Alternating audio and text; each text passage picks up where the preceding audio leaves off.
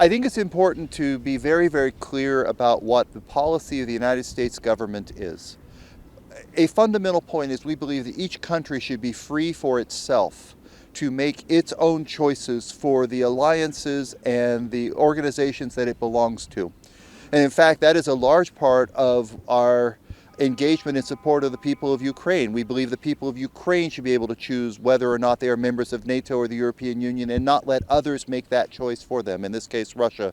And we are doing everything we can to stop Putin's brutal invasion of Ukraine on this issue. But this fundamental point that countries get to decide for themselves their security arrangements, their alliances, their relationships is a fundamental part of American foreign policy. Now, taking that to the region, we welcome and are very aware that Kosovo has made a choice that it wishes to join NATO someday, and we do everything we can to support that goal. We believe it would contribute to regional stability and security. The United States has invested a lot of energy and effort to support the people of Kosovo and support the Kosovo Security Force as it continues its transition to a NATO interoperable multi-ethnic territorial defense force subject to civilian control. We've put in a lot of effort. We do training, equipment, exercises, sales of armaments and equipment to support that goal. That remains our goal.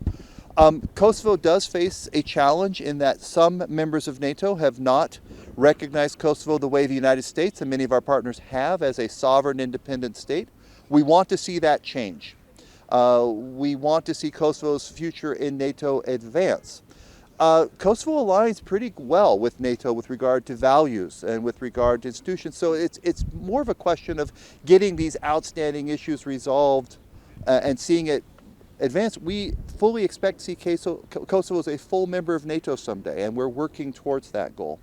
So I think that's all I can say on this issue right now. I would dispute those who want to make comparisons and contrasts of who is standing where in relationship to whom. There's an enormous amount of engagement advancing Kosovo's security, including if it chooses to exercise it, and as it does, its right to move towards NATO membership. On your second question, on the question of recent perceived or real threats, I can only say this. The United States has stood firmly with the people of Kosovo for an awful lot of years, and particularly indirectly in response to any threat to the territorial integrity or security of Kosovo, and that remains the case. I'm not done. Kosovo has the benefit of a large NATO mission here, unique in the region, and there's enormous security guarantees associated with the presence of a NATO force. A NATO force that includes several hundred American soldiers standing with NATO allies to ensure freedom of movement, safe and secure environment, and is a complete deterrent to any sort of attack that people are concerned about. I can only say that our commitment to Kosovo security, the security guarantees the United States has provided, remain as strong as they ever have. And we do not lose sleep at night worrying about that threat because we believe NATO is primed and ready and prepared. And I don't think the people of Kosovo should be losing sleep about this either, because the most successful military alliance in history has a very robust presence here ready to do the necessary.